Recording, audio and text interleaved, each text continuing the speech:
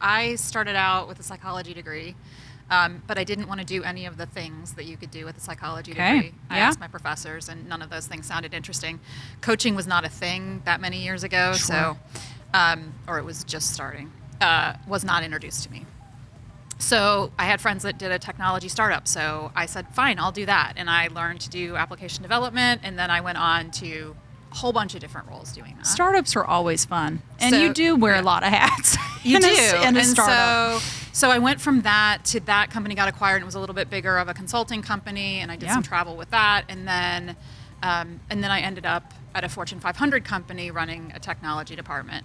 And so I saw a lot of people's stuff going on, and I actually had one employee come to me and say, I had assigned her a project and she didn't want to do it, and I said, but I need you to do it. And so she went to one of my peers and tried to get him to assign somebody. I was like, no, I need you to do it. She went to one of her peers, and I said, no, I need you to do it. Oh, wow. And so I said, well, come and talk to me. Like, what's going on? I don't understand why you. Yeah. It seemed like a no-brainer project to me. I didn't understand why she didn't want to do it. So we sat down. We had this conversation. She left my office, kind of excited about doing the project, and I was like, what was that? I want to do that all the time. Is that just being a good leader? Did I just figure Yeah. out that was being a good leader? And fortunately for me, her superpower was recognizing what other people are good at and telling them.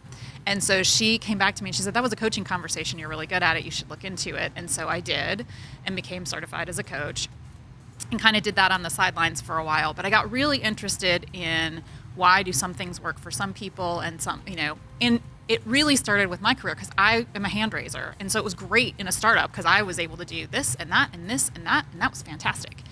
And then the last part of my 13-year career at this Fortune 500 company, I raised my hand for something, and it was miserable. Oh, wow. Miserable. And my boss was unhappy with me. I was unhappy. I was trying to protect my team, just all bad things. And when I left, when I was asked to leave, I started really thinking about what happened there. I'm a good worker. I have a good work ethic. That didn't change. My love of the company didn't change. My love of the people didn't change. What happened that was so disastrous? And I found a company called DNA Behavior, and they had a behavioral assessment tool. And as soon as I took it, I was like, oh, I see exactly what happened. In fact, Wow. I see exactly what happened for my whole career. I can go back and map my whole career of the times that things went really well for me Wow. and the times that things didn't go so well for me. I was like, people need to know this. Yeah. And I want to help people understand this because then, and I know now which things not to raise my hand for. I get very enthusiastic and I'll raise my hand for stuff, but now I know, someone came to me the other day and asked me for something. I said, it sounds like it might be heavy on this. Is that true? Because if it's true, I'm probably not going to be great at that. I'll be enthusiastic for you, but I'm probably not going to be great at that.